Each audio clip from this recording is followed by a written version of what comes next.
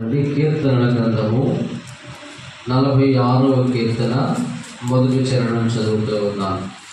దేవుడు మనకు ఆశ్రయమును దుర్గమునై ఉన్నాడు, ఆపత్కాలంలో ఆయన నమ్ముకొనదగిన సహాయకుడు. మళ్ళీ చదువుతున్నాను.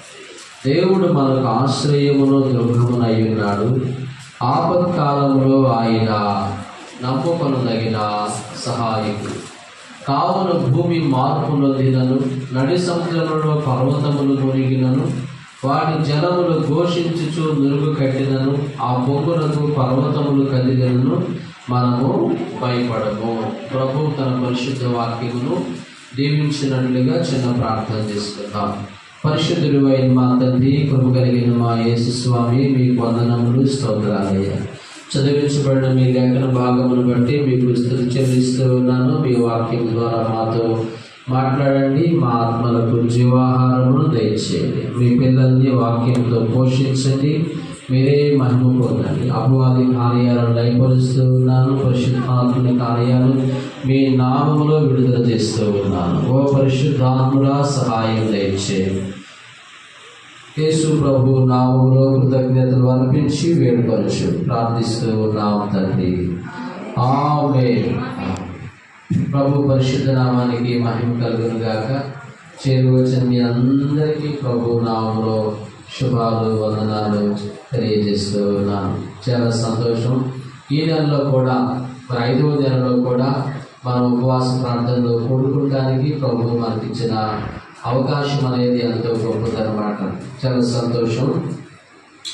దేవుని వాక్యములో, బైబిల్ పరిశుద్ధ గ్రంథంలో నుండి మనం ఒక వాక్యాన్ని చదువుకొని ఉన్నాం. అందరూ పరిశుద్ధ గ్రంథాలు కలిగి ఉండాలి, అందరూ పరిశుద్ధ గ్రంథాన్ని చదవాలి, ప్రతి వారు పరిశుద్ధ గ్రంథమును పాటించాలి. ఎందుకంటే పరిశుద్ధ గ్రంథం చెబుతూ ఉంది, ఎవరైతే ఈ మాటలు చదువుతారో, ఈ మాటలను ధ్యానం చేస్తారో, వారి జీవితాలు, వారి యొక్క పరిస్థితులు నీరు కట్టిన తోట వలె ఉంటాయని దేవుడు తన వాక్యములో చెప్పాడు. యెహోవా ధర్మశాస్త్రమునందు ఆనందించుచు దివారాత్రులు దానిని ధ్యానించువాడు ధన్యుడు. అతడు నీటి కాలువల యోరను నాటబడినదై ఆకువాడక తన కాలమందు ఫలమిచ్చు చెట్టు వలె ఉండను, అతడు చేయనదంతయు సఫలమగును అని దేవుని వాక్యంలో రాయబడి ఉందన్నమాట. యెహోవా ధర్మశాస్త్రమునందు ఆనందించుచు. మొట్టమొదటిగా దేవుని వాక్యమును బట్టి నీవు ఆనందించాలి. ఏం చేయాలి? దేవుని వాక్యమును బట్టి నీవు సంతోషించాలి, దేవుని వాక్యమును బట్టి నీవు ఉల్లసించాలి, దేవుని వాక్యమును బట్టి నీవు ఆనందమును పొందాలి. ఎందుకంటే దేవుని వాక్యము అంతటి మధురమైనది, దేవుని వాక్యము బలము కలిగినది, దేవుని వాక్యము జీవము కలిగినది, దేవుని వాక్యము పవిత్రమైనది, దేవుని వాక్యము మంచి మనకి జీవమును స్వస్థతను కలిగించేది దేవుని వాక్యం అన్నమాట. ఉదాహరణకు దేవుని వాక్యములో ఏముంది? అబద్ధములు ఆడకుడి. ఏమనకూడదు? అబద్ధములు ఆడకూడదు అని వాక్యం చెప్తున్నారనుకో, అలా చెప్తారులేండి, అబద్ధాలు ఆడకపోతే ఎడగడిచింది మనకు అసలు అనుకుంటారు చాలా మంది. నువ్వు అబద్ధములు ఆడకూడదు అని చెప్తూ ఉన్నప్పుడు ఆ మాటను బట్టి నీవు సంతోషించాలి. అరే, మంచి మాట చెప్పారు, అబద్ధములు ఆడకూడదు. స్కూల్లో కూడా అక్కడ బోర్డు మీద రాస్తుంటుంది, అబద్ధములు ఆడకుడి, చాడీలు చెప్పకూడదు, ఇతరుల్ని పట్టకూడదు అది రాస్తుంటే గోడ మీద పిల్లలకు రాస్తారన్నమాట. పిల్లలు వాటిని పాటిస్తారా లేదా అనే దానికంటే అసలు ఆ మాటను బట్టి నీవు సంతోషించాలి. ఎవరు చెప్తారు మంచి మాటలు? అబద్ధములు ఆడకూడదు అనే మాటలు ఎవరు చెప్తారు? కాబట్టి దేవుని వాక్యమును బట్టి నీవు సంతోషించాలి. యెహోవా ధర్మశాస్త్రమునందు ఆనందించుచు దివారాత్రులు దానిని ధ్యానించువాడు ధన్యుడు. వారి జీవితం, వారి యొక్క పరిస్థితులు, వారి కుటుంబము, వారి యొక్క వ్యాపారము, వ్యవసాయము, అతను తలపెట్టినటువంటి పూనుకున్న ఏ పని అయినా నీరు కట్టిన తోట వలె ఉంటుంది. అతను చేసే ప్రతి పని కూడా నెరవేర్చబడుతుంది అని వాక్యములు మనం తెలుసుకుంటూ ఉన్నాం. రండి 46వ కీర్తన మనం చదువుకొని ఉన్నాం. ఇది కోరహు కుమారుడు రాసినటువంటి దైవ సంకీర్తనగా మనం చూస్తా ఉన్నాము. ఏం చెప్తున్నారు ఇక్కడ కోరహు కుమారుడు?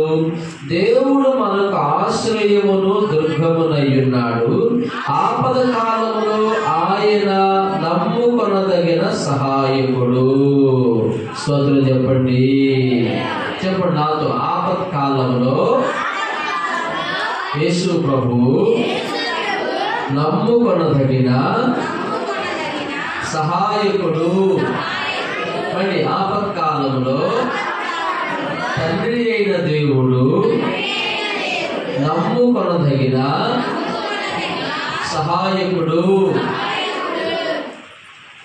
కోరహు కుమారుడు తమ యొక్క అనుభవంతో ఏం చెప్పుచున్నారంటే ఇక్కడ దేవుడు ఏమై ఉన్నాడో చెప్తూ ఉన్నారు. ఆపత్కాలంలో ఆయన నమ్ముకొనదగిన సహాయకుడు. ఇప్పుడు మనకు ఆపద వచ్చింది. ఈ ఆపద కాలంలో ఎవరిని అడగాలి? అమ్మా వినండి, ఈ ఆపద కాలంలో ఎవరిని నమ్ముకోవాలి? ఎవరిని అడిగితే ఎలా స్పందిస్తారో, ఎవరిని నమ్ముకోవాలో అర్థం కావటం లేదు, ఎవరిని అడగాలో అర్థం కావటం లేదు.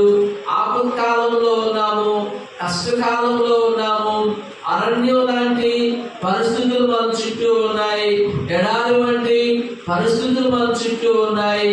ఇప్పుడు ఎవరిని అడిగితే మనకి పని జరుగుతుంది, ఎవరు నమ్ముకొనదగిన సహాయకులు అని చెప్పి మనం చాలా సార్లు ఆ సందిగ్ధంలో పడిపోతాం. అందుకే లోకోక్తి సామెత ఏమిటంటే, గొర్రె ఎవరు నమ్మిందంట? చెప్పండి. గొర్రె కషాయం వాడిని నమ్మిందంట. అంటే పాప ఆ గొర్రెకు ఆశ్రయం అవసరమైంది, ఆ గొర్రెకు ఏదో సహాయం అవసరమైంది. నమ్మక వెళ్ళి ఆ గొర్రె కషాయి వాడి చేతిలో చిక్కిందన్నమాట.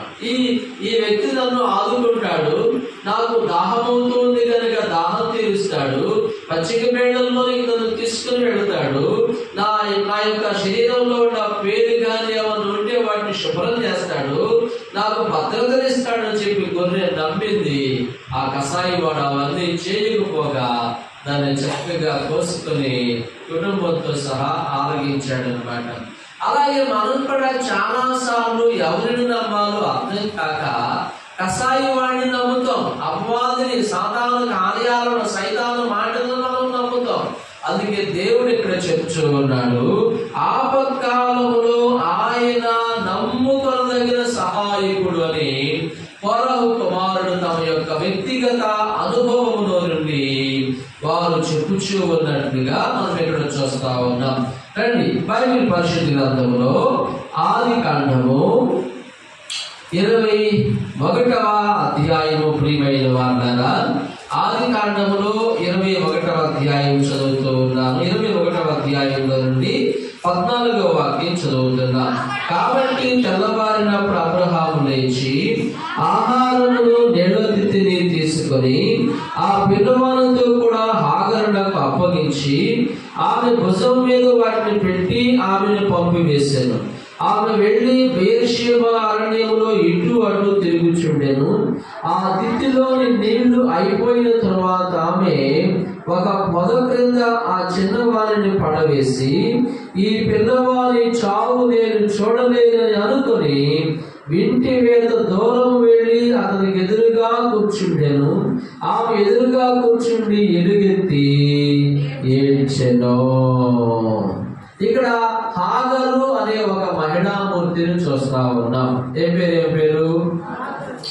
హాగరు అని అందరూ హాగరు అనే ఒక స్త్రీమూర్తిని చూస్తా ఉన్నాం. ఈమెకు అబ్రహాము ద్వారా ఒక కుమారుడు పుట్టాడు. ఆ కుమారుడికి ఇష్మాయేలు అని నామకరణం చేయడం జరిగింది. ప్రియులారా, అయితే అబ్రహాము పరిస్థితులను బట్టి ఆమెను పంపించి వేశాడు. ఇక ఇప్పటి వరకు మనందరికి ఏదో సంబంధం ఏర్పడింది, అయిందేదో అయిపోయింది, ఇక నీకు నాకు కుదిరేటట్టు లేదు అని చెప్పి ఆమెకు పుట్టినటువంటి ఆ కుమారుణ్ణి అతని యొద్ద నుండి పంపించి వేసినట్లుగా చూస్తా ఉన్నాం. ఆమెను పంపించేటప్పుడు అబ్రహాము ఆమెకి ఏమిచ్చాడు? అబ్రహాము లేచి ఆహారమును నీళ్ల తిత్తిని తీసుకొని ఆ పిల్లవాడితో కూడా హాగరునకు అప్పగించి ఆమె భుజం మీద వాటిని పెట్టి ఆమెను పంపివేసెను. ఇప్పటి వరకు ఆమెకు ఒక ఆశ్రయం ఉంది, ఇప్పటి వరకు ఆమెకు ఒక గుడారం ఉన్నది, ఇప్పటి వరకు ఆమెకు ఒక నీడ ఉన్నది. ఆ నీడ ఏమిటంటే అబ్రహాం. ఆమెకున్న ఆశ్రయం ఏమిటంటే అబ్రహాం కుటుంబం. ఆమెకున్న గుడారం ఏమిటంటే అబ్రహాం కుటుంబం. పరిస్థితులను బట్టి ఆమెను పంపించి వేయవలసి వచ్చింది. ఆమెను పంపించి వేసినప్పుడు ఆమె ఎక్కడికి వెళ్ళాలి? ఆమె ఏం చెయ్యాలి? ఆమె భవిష్యత్తు శూన్యముగా మారిపోయింది. అయ్యా పిల్లడు వినండి బాబు. ఆమె యొక్క భవిష్యత్తు శూన్యముగా మారిపోయింది. ఆమె యొక్క భవిష్యత్తు అగమ్యగోచరంగా మారిపోయింది. ఆమెకు అయిన వాడు ఉన్నారో లేదో ఇక్కడ రాయబడలేదు. ఆమెకు తెలిసిన వాళ్ళు ఎవరైనా ఉన్నట్లుగా మరి రాయబడలేదు. కానీ ఆమె జీవితం ఒంటరి అయిపోయింది. ఒక బిడ్డతో, ఒక కుమారుడితో ఆమె జీవితం అరణ్యం పాలైనట్లుగా మనం ఇక్కడ చూస్తా ఉన్నాం. ఆమె వెళ్ళి బెయేర్షెబా అరణ్యములో ఇటు అటు తిరుగుచుండెను. ఆ తిత్తిలోని నీళ్లు అయిపోయిన తరువాత, నీళ్ళు అయిపోయి పూర్వకాలం పొలానికి వెళ్ళేటప్పుడు నీళ్ళ తిత్తుండేది. ఏమంటారు తబేటి బుర్ర, రైట్, తబేటి బుర్ర అనేవాడు. నీళ్ళ సంచి ఉండేది అన్నమాట. సంచిలో నీళ్లు పోసుకుని వెళ్ళేవాళ్ళు. ఆ నీళ్ళ సంచిలో ఉన్న నీళ్లు అయిపోయినాయి. పైపెచ్చగాను అరణ్య ప్రాంతం. అరణ్యంలో నీళ్లు దొరుకుతాయా? అరణ్యంలో ఆహారం దొరికిందా? అరణ్యంలో పోనీ షాపులు ఏమైనా ఉంటాయా? అరణ్యంలో హోటల్స్ ఏమైనా ఉంటాయా? ఆమె జీవితం అరణ్యం పాలైపోయినట్లుగా అగమ్యగోచరంగా మారిపోయింది. అప్పుడు ఆమె చేసిన పని ఏమిటంటే, ఈ పిల్లవాని చావు నేను చూడలేనని అనుకొని ఇంటి మీద దూరం వెళ్ళి అతనికి ఎదురుగా కూర్చుండెను. ఆమె ఎదురుగా కూర్చుండి ఎలుగెత్తి ఏడ్చెను. దేవుడు ఆ చిన్నవాని మొరను వినెను. అప్పుడు దేవుని దూత ఆకాశం నుండి హాగరుని పిలిచి, హాగరు, నీకేమి వచ్చినది? భయపడకము. ఆ చిన్నవాడున్న చోటు దేవుడు వాని స్వరం విని ఉన్నాడు. నీవు లేచి ఆ చిన్నవాడిని లేవనెత్తి నీ చేత పట్టుకొనము. వారిని గొప్ప జనముగా చేసింది ఆమెతో అనేను. స్తోత్రం చెప్పండి. హల్లెలూయా. అరణ్యం పాలైపోయినటువంటి ఆమె జీవితము, అగమ్యగోచరంగా మారిపోయినటువంటి ఆమె జీవితము, దిక్కు తోచని పరిస్థితుల్లోనికి వెళ్ళిపోయినటువంటి ఆమె జీవితం ప్రియులారా, ఆమె దేవునికి మొరపెట్టుకోవటం ద్వారా, స్తోత్రం చెప్పండి, దేని ద్వారా? దేవునికి మొరపెట్టుకున్నామే. Crying to God. దేవుని దగ్గర ఏడ్చింది. దేవా నా పరిస్థితి ఏంటి? దేవా నా భవిష్యత్తు ఏమిటి? ప్రభువా నా జీవితం ఏమిటి? ప్రభువా నా భవిష్యత్తు ఏమిటయ్యా అని ప్రభు దగ్గర ఆమె ఏడ్చినప్పుడు ప్రభు ఆమెతో చెప్పినట్లుగా చూస్తా ఉన్నాం. 18వ వాక్యం, నీవు లేచి ఆ చిన్నవాణి లేవనెత్తి నీ చేత పట్టుకొను, వారిని గొప్ప జనముగా చేసిందని ఆమెతో అనెను. మరియు దేవుడు ఆమె కన్నులు తెరచినందున ఆమె నీళ్ల ఓట చూసి వెళ్ళి ఆ తిత్తిన నీళ్లతో నింపి చిన్నవానికి త్రాగనిచ్చెను. దేవుడు ఆ చిన్నవానికి తోడయ్యుండెను. అతను పెరిగి పెద్దవాడై ఆ అరణ్యములో కాపురం ఉండి వెలుకాడాయెను. స్తోత్రం చెప్పండి. హల్లెలూయా. అరణ్యం లాంటి పరిస్థితులు హాగరు అనుభవిస్తూ ఉన్నప్పుడు ఆమె ప్రభువు దగ్గరికి వచ్చి మొరపెట్టుకుంది. ప్రభు దగ్గరికి వచ్చి ఆమె ఏడ్చింది. ప్రభు దగ్గరికి వచ్చి ఆమె అంగలార్చింది. ప్రభు దగ్గరికి వచ్చి ఆమె ప్రాధేయపడింది. అయ్యా నా భవిష్యత్తు ఏమిటి? ఒకగానొక కుమారుడు, నా బిడ్డ భవిష్యత్తు ఏమిటి? నా జీవితం ఎడారిగా మారిపోయింది అని ప్రభు సన్నిధిలో ఆమె మొరపెట్టుకున్నప్పుడు ప్రభు ఆమెకు సహాయం చేశాడు. స్తోత్రం చెప్పండి. అరణ్యంలో ఎవరు మనకి ఆమెకు సహాయం చేస్తారు? అరణ్యంలో అమ్మ నాయన తోడబెట్టిన వాళ్ళు ఎవరు ఉండరు కదా. ప్రభువుకి ఆమె మొరపెట్టుకుంది. ప్రభు ఆమెకు సహాయం చేస్తారు. స్తోత్రం చెప్పండి. ఆపత్కాలంలో ఆయన నమ్ముకొనదగిన సహాయకుడు, ఆపద వంటి పరిస్థితుల్లో, అరణ్యం లాంటి పరిస్థితుల్లో, దిక్కుతోచని పరిస్థితుల్లో ప్రభువే మనకు సహాయకుడని దేవుని వాక్యం బైబిల్ పరిశుద్ధ గ్రంథంలో నుండి మనం తెలుసుకుంటూ ఉన్నాం. కనుక ప్రియమైన దేవుని వారలారా, ఆపత్కాలంలో యేసయ్య నమ్ముకొనదగిన సహాయకుడు. స్తోత్రం చెప్పండి. నీ ఆపద కాలంలో నీ తల్లి, నీ తండ్రి, నీ తోడబుట్టిన వాళ్ళు, నీ అక్క చెల్లెళ్ళు ఎవరో రారు నీ దగ్గరకు. ఎప్పుడు వస్తారు తెలుసా? నీ ఆపద తీరిపోయినాక వస్తారు. అవునా కదా? గొడవ అవుతుంది, తగాదాలు అవుతా ఉన్నాయి. ఎప్పుడు వస్తారు పోలీసులు? గొడవ అవుతా సర్దుపడినాక వస్తారు. వాళ్ళకి తెలుసు వాళ్ళు ఎప్పుడు రావాలో, ఎప్పుడు తగాద దగ్గరికి రావాలో వాళ్ళకి తెలుసు అన్నమాట. ఇదంతా సర్దుపడినాక 7 వెళ్ళిపోయినాక ఏంటి కొద్దిమంది చివరిలో కొద్దిమంది మిగిలినాక అప్పుడు వచ్చి మేము కూడా వచ్చాము, సరిచేసాము, మేమే సరిదిద్దాము, వాళ్ళని మేము సంఖ్యపరిచాము, సమాధానపరిచాము అని చెప్పుకుంటాక వస్తారన్నమాట. చాలా మంది కూడా ఎప్పుడు వస్తారంటే మన దగ్గరికి మన ఆపద తీరిపోయినాక వస్తారే కానీ మనం ఆపదలో ఉన్నప్పుడు యేసయ్య మాత్రమే మన ఆపదలో ఆయన మనం నమ్ముకొనదగినటువంటి సహాయకుడు. స్తోత్రం చెప్పండి. హల్లెలూయా. దేవుడు మనకు ఆశ్రయమును దుర్గమునై ఉన్నాడు. ఆపత్కాలములో ఆయన నమ్ముకొనదగిన సహాయకుడని దేవుని యొక్క వాక్యం పరిశుద్ధ గ్రంథంలో మనం తెలుసుకుంటాం.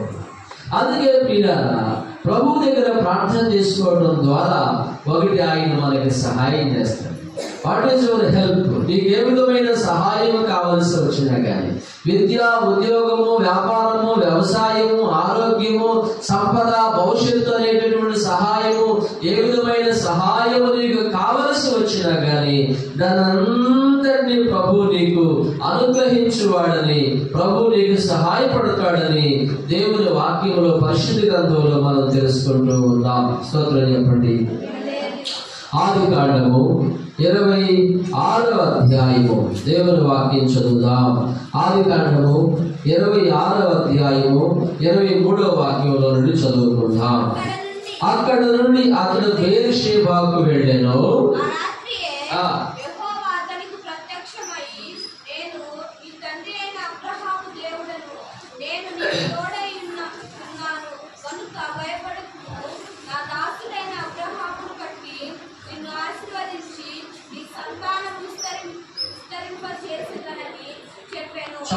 చాలు.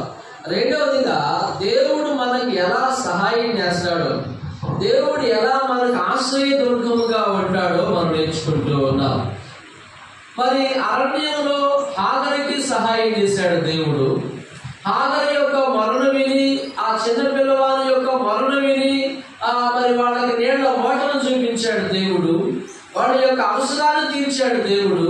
ఇక్కడ రెండవదిగా ఇస్సాకు అనే భక్తుడిని చూస్తా ఉన్నాం. ఏం పేరేంటి? ఇస్సాకు. అప్పటికే ఇస్సాకుకి వాళ్ళ అమ్మ చనిపోయింది. 23వ అధ్యాయం 1వ వాక్యంలో ఇస్సాకు తండ్రి శారము చనిపోయింది. 25వ అధ్యాయంలో ఇస్సాకు తండ్రి అయిన అబ్రహాము చనిపోయాడు. ఇస్సాకు ఇప్పుడు ఒంటరి వాడు అయిపోయాడు. He is alone. అతను ఒక ఒంటరి. He is orphan. ఒక అనాథ బిడ్డగా మారిపోయాడు. కష్టాలు, బాధలు, రొప్పులు, రోగాలు వచ్చినప్పుడు సలహాలు ఇవ్వడానికి, నడిపించడానికి, ఆలోచన చెప్పడానికి ఇంట్లో పెద్దవాళ్ళు ఎవరూ లేరు. ఎందుకంటే అమ్మా నాయన ఏమయ్యారు? అప్పటికే చనిపోయారు. అప్పటికి అమ్మా నాయన చనిపోయారు. అయినా కానీ దేవుడు ఇస్సాకుని విస్తారముగా దీవించినట్లు 26వ అధ్యాయం 12వ వాక్యంలో రాయబడి ఉంది. ఇస్సాకు ఆ దేశమందున్న వాడే విత్తనము వేసి ఆ సంవత్సరం ముగినంతల ఫలము పొందెను. యెహోవా అతనిని ఆశీర్వదించను కనుక ఆ మనుషుడు గొప్పవాడు ఆయను. అతను మిగిలిన గొప్పవాడకు వరకు క్రమక్రమముగా అభివృద్ధి పొందుచు వచ్చెను. అతనికి గొర్రెల ఆస్తియు, గొడ్ల ఆస్తియు బహు విస్తారముగా కలిగినందున ఫిలిష్తీయులు అతని యందు ఆ రీతిగా ఇస్సాకుని అన్ని విషయాల్లో దేవుడు దీవిస్తూ ఉన్నాడు. ఇస్సాకు బావులు తవ్వినప్పుడు బాగా నీళ్లు పడతా ఉన్నాయి. మంచి ఓటలు, జరగగలిగినటువంటి ఓటలు పడతా ఉన్నాయి. అలా మంచి ఓటలు పడినప్పుడు ఫిలిష్తీయ కాపరులు ఇస్సాకుతో జగడమాడి ఈ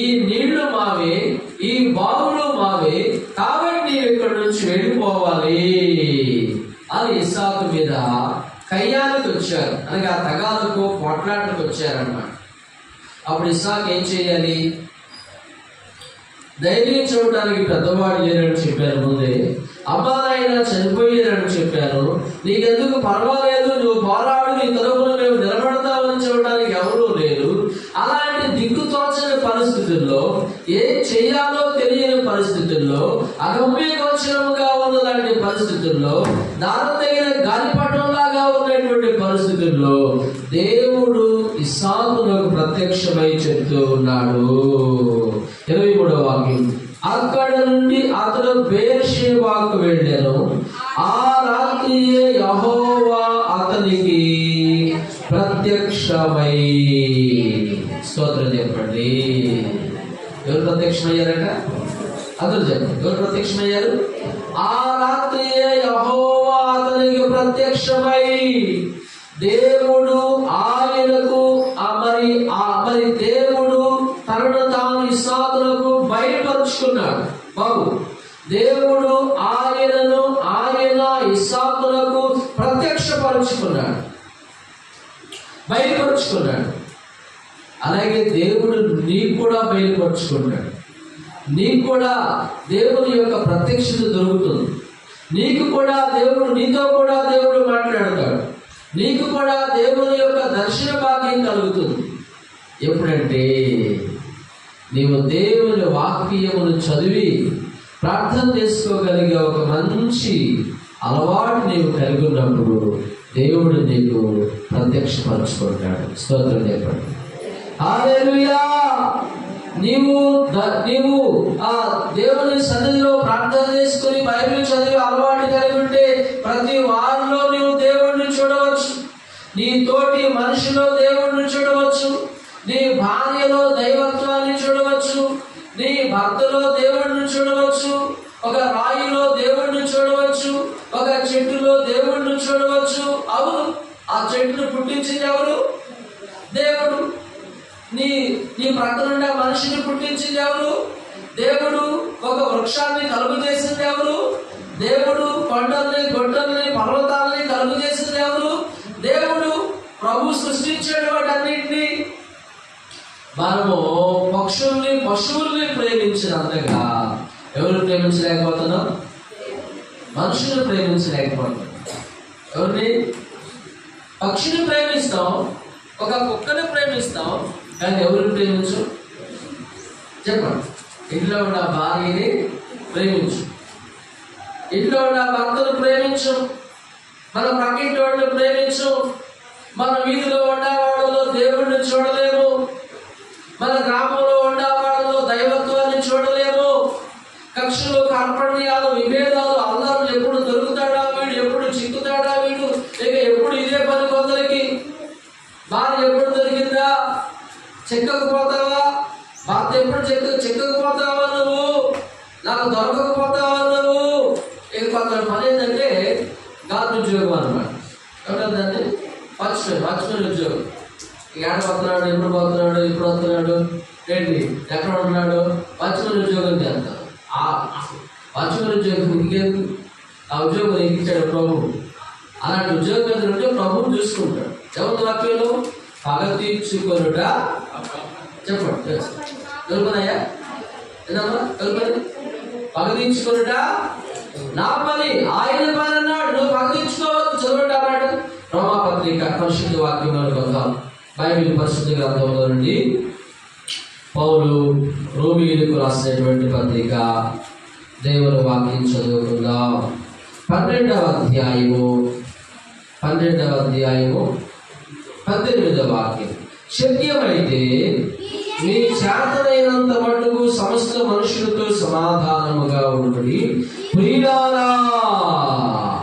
అయ్యా వినండి, ఒకటి వినండి అయ్యా. ప్రియులారా, మీకు మీరే పగ తీర్చుకొనక. మీకు మీరే ఏం తీర్చుకోవద్దు?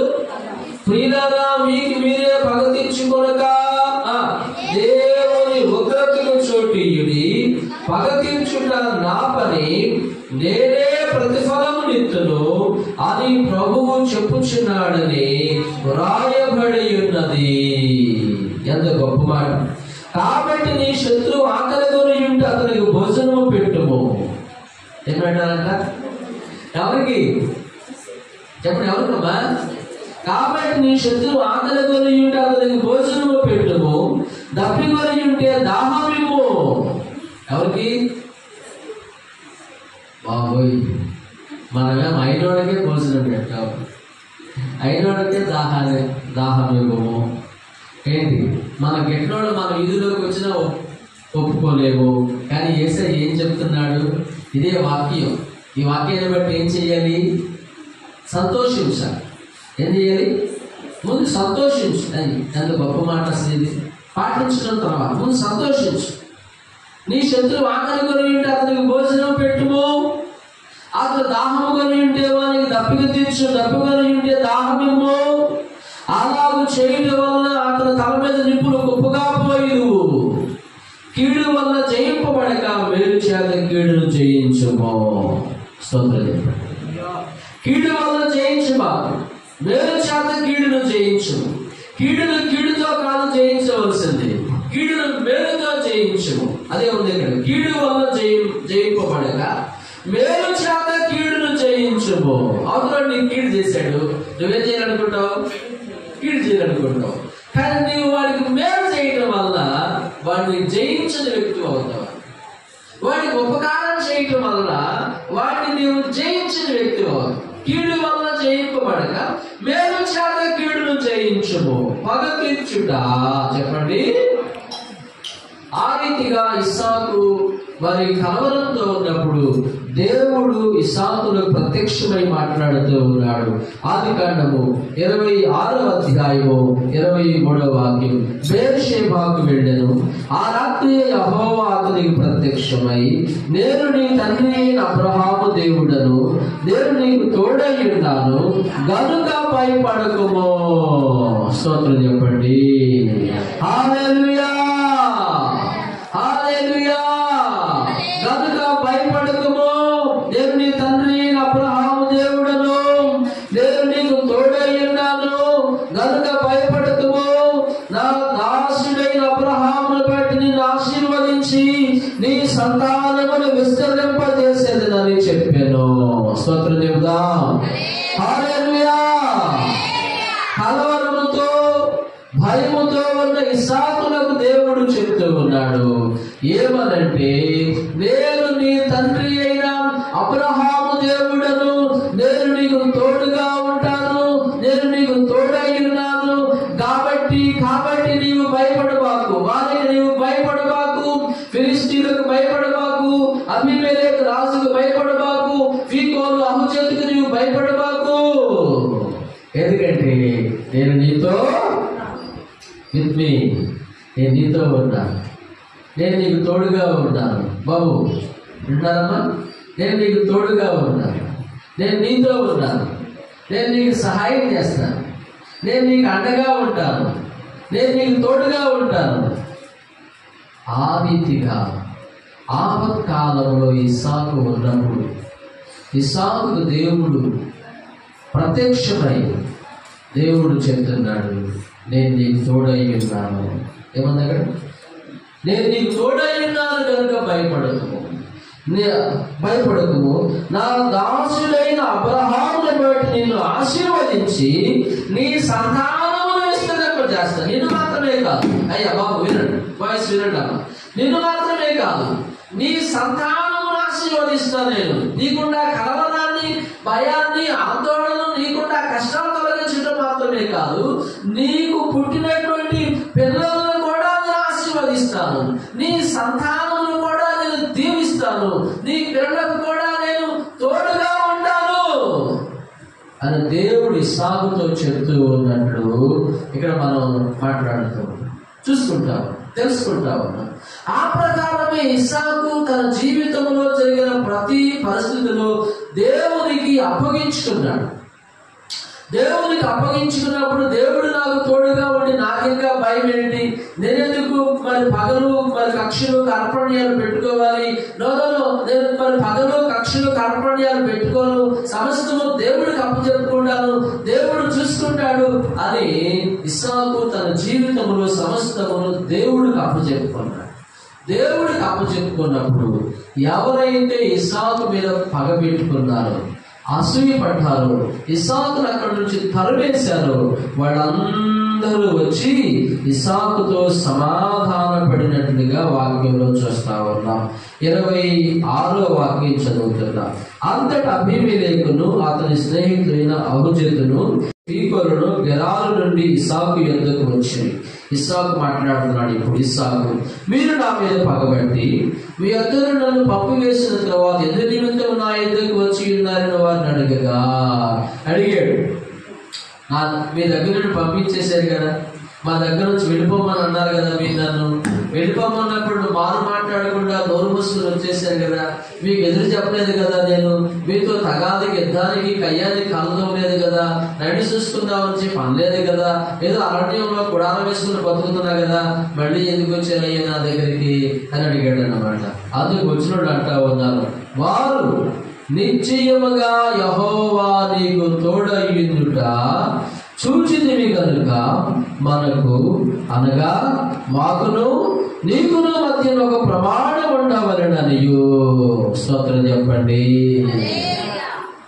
వాళ్ళు అంటా ఉన్నారు, అబీమెలెకు రాజు అహుజతు ఫీకోలు సైన్యాధిపతి సైన్యాధ్యక్షులు చెప్తూ ఉన్నారు. ఏం చెబుతున్నారంటే వాళ్ళు, అయ్యా దేవుడు నీకు తోడుగా ఉండటం మేము చూసామయ్యా, దేవుడు నీతో ఉండటం మేము చూసామయ్యా, దేవుడు నీతో ఉన్నాడని మాకు అర్థమైందయ్యా, దేవుడు నీతో ఉన్నాడని మేము గ్రహించామయ్యా, దేవుడు నీలో ఉన్నాడయ్యా, దేవుడు నీతో ఉన్నాడయ్యా. స్తోత్రం చెప్పండి. శత్రువులు వచ్చి సమాధానం పడుతున్నారు, శత్రువులు వచ్చి పాదాభి నమస్కారం చేస్తా ఉన్నారు, శత్రువులు వచ్చి పాదాల మీద పడుతూ ఉన్నారు. అయ్యా దేవుడు నీకు చెప్పండి, దేవుడు నీకు తోడుగా ఉన్నాడు, దేవుడు నీకు తోడుగా ఉండడం మేము చూసామయ్యా, దేవుడు నీకు తోడుగా ఉన్నాడని మాకు అర్థమైందయ్యా, దేవుడు నీకు తోడుగా ఉన్నాడని మేము గ్రహించామయ్యా. అయ్యా మాకు నీకు మధ్య ఒక ప్రమాణం ఉండాలని వచ్చామయ్యా అని ఇస్సాకుతో చెప్తే, అప్పుడు ఇస్సాకు వాళ్ళకి ఒక మంచి విందు చేశాడంట. ఏం చేశాడు? అతడు వారికి విందు చేయగా. ఉపయోగం ఇంకా వాడు అంటున్నారు 29లో, మేము నిన్ను ముట్టగా నీకు మేలే తప్ప మరేమీ చేయక నేను సమాధానముగా పంపివేసిన కనుక నీవును మాకు గిడి చేయకూడనట్లు నీతో నిబంధన చేసుకుందామని అనుకోండి. అప్పుడు నీవు యెహోవా ఆశీర్వాదము పొందిన వాడవనిది. ఇప్పుడు నీవు యెహోవా ఆశీర్వాదము పొందిన వాడవనిది. వచ్చినోడు అంటా ఉన్నారు, దేవుడు నీకు తోడుగా ఉన్నాడు, దేవుడు నీకు తోడుగా ఉండటం మాత్రమే కాదు కానీ నీవు దేవుని చేత ఆశీర్వదించబడిన వాడు అని చెప్పి ఇస్సాకుకు వాళ్ళు భయపడుతున్నారంట. స్తోత్రం చెప్పండి. ఇస్సాకుకు వాళ్ళు ఏమవుతున్నారు? ఇస్సాకులకు వాళ్ళు భయపడుతున్నట్లుగా మనం ఇక్కడ చూస్తా ఉన్నాం. ఉపయోగవాక్యం, అతడు వారికి విందు చేయగా. ఏం చేశాడంట? అతను వారికి విందు చేయగా మంచి వేటను కోసాడు. ఒక వేటను కోసాడో 2-3 వేటలు కోసాడో తెలియదు. ఇప్పటి భోజనం కంటే అప్పుడే భోజనమే ఆరోగ్యకరమైనది. ఇస్తారు నిండా కూరలు వచ్చేవి. ఇప్పుడు అంతా 2-3 కూరలతో సరిపెట్టుకుంటున్నారు. ఏంటయ్యా? పలావు, చికెను, గోంగూర, సాంబారు, పెరుగు. చికెను, గోంగూర, సాంబారు, పెరుగు. 4 కూర. కానీ అప్పట్లో పప్పు కూర, వంకాయ కూర, గోంగూర పచ్చడి, దోసకాయ బద్దలు, దాంట్లో నెయ్యి, అప్పడం, పులిహోర, తెల్ల సాంబారు, చివరిలో పెరుగు, పరవాణం అవసరమైతే ఎన్ని రకాలుంటాయి. ఇస్తారు నిండిపోయేది అప్పట్లో. కానీ ఇప్పుడు తేలిక భోజనంతో సర్దేసుకుంటా ఉంటాం. విందు చేయగా భోజనం చేసాడు అనేది ఇక్కడ. అప్పుడు ఇస్సాకు వారికి విందు చేయగా వారు అన్నపానములు పుచ్చుకొనిరి.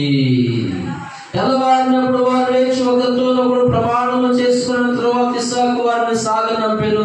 వారు అతని యొద్ద నుండి సమాధానముగా వెళ్ళేది. ప్రియమైన దేవుని బిడ్డలారా, యేసయ్య ఆపత్కాలంలో నమ్ముకొనదగిన సహాయం. హాగరు అరణ్యవాసిగా ఉన్నప్పుడు, బిక్కుబిక్కుమంటూ తిరుగులాడుచూ ఉన్నప్పుడు దేవుడు ఆమె కొరకు నీళ్ల ఓటను చూపించాడు. ఇస్సాకు పెద్దవాడి ఎవరూ లేకుండా ఉన్నప్పుడు, శత్రువులు యుద్ధానికి కయ్యానికి కాలు తూమినప్పుడు, ఏం చెయ్యాలో తెలియని అగమ్యగోచరమైన పరిస్థితుల్లో భయపడుతూ ఉన్నప్పుడు దేవుడు ఇస్సాకుని ఆదుకున్నట్లుగా, నేను నీ తండ్రి అయిన అబ్రహాము దేవుడను, నేను నీకు తోడై ఉన్నాను గనుక భయపడకము. ఇస్సాకునకు దేవుడు నమ్ముకొనదగిన సహాయకుడిగా ఉన్నాడు. ఆనాడు వారికి మాత్రమే కాదు కానీ ఈనాడు నీకు నాకు మనందరికీ ఆయన నమ్ముకొనదగిన సహాయకుడు. నమ్మిన వారు చెప్పండి కొట్టు ప్రభుత్వం, చెప్పండి కొట్టు ప్రభుత్వం, చెప్పండి కొట్టు ప్రభుత్వం. నీకు నాకు మనందరికీ ఆయన నమ్ముకొనదగిన సహాయకుడు. వాటి దేవుని ఈ యొక్క అవసరం ఏమి?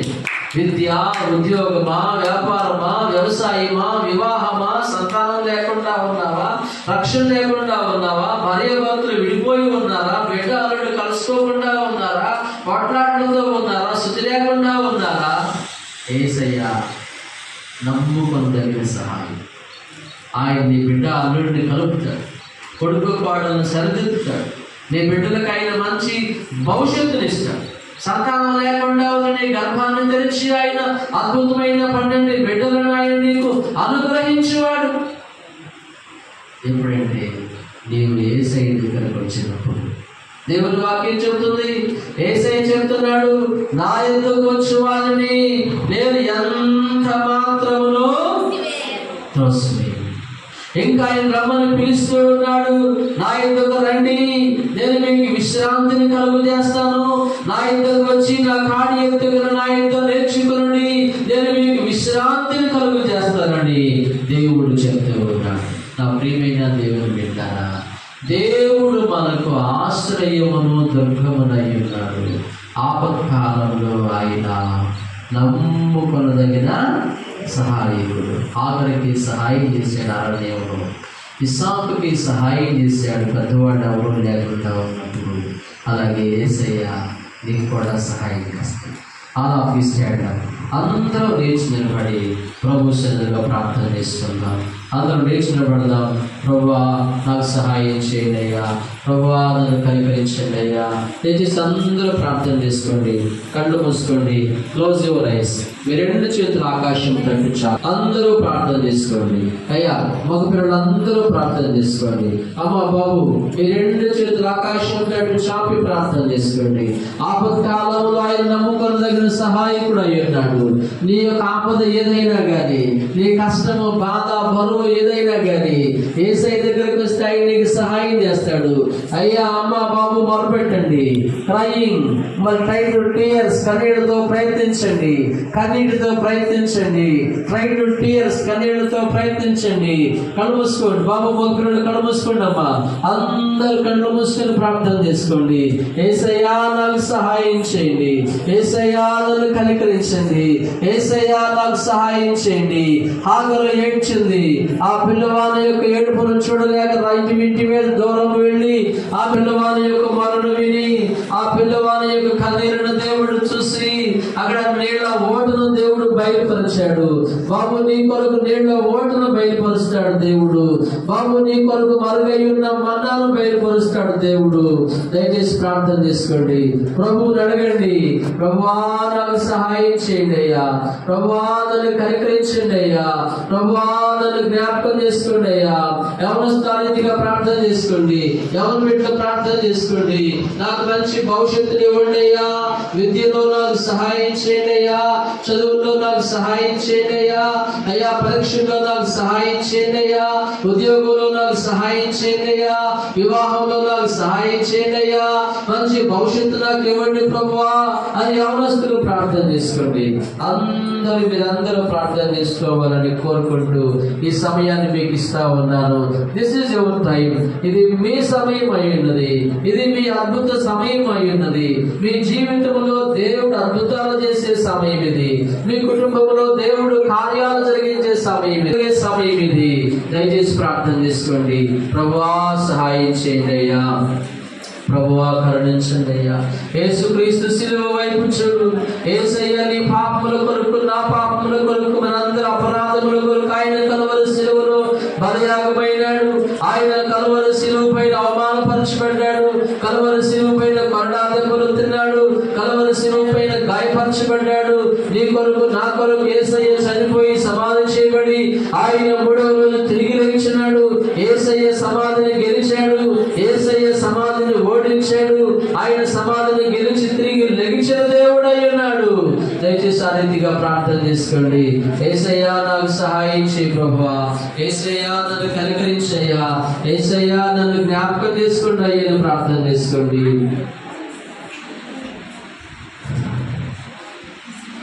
చేయని నేరములంట గట్టినా చేతకాని వాడలించి ధారించిన చేయని నేరములంట గట్టినా చేతకాని వాడలించి ధారించిన చీకు చింతలు నన్ను చుట్టినా చెలిమే చితికి నన్ను తెచ్చినా చీకు చింతలు నన్ను చుట్టినా చెలిమే చితికి నన్ను తెచ్చినా చెలిమే చితికి నన్ను తెచ్చినా నిన్నే నిన్నే నమ్ముకున్నానయ్యా. నన్ను నన్ను విడిపోతున్నా నిన్నే నిన్నే నమ్ముకున్నానయ్యా. నన్ను నన్ను విడిపోతున్నా నీవు లేక నేను బ్రతుకలేనయ్యా. నీవు లేక నేను బ్రతుకలేనయ్యా. నీ వంటి నాతో నీ వంటి నాతో నానేసయ్యా. నిన్నే నిన్నే నమ్ముకున్నానయ్యా. నన్ను నన్ను విడిపోవద్దయ్యా. నిన్నే నిన్నే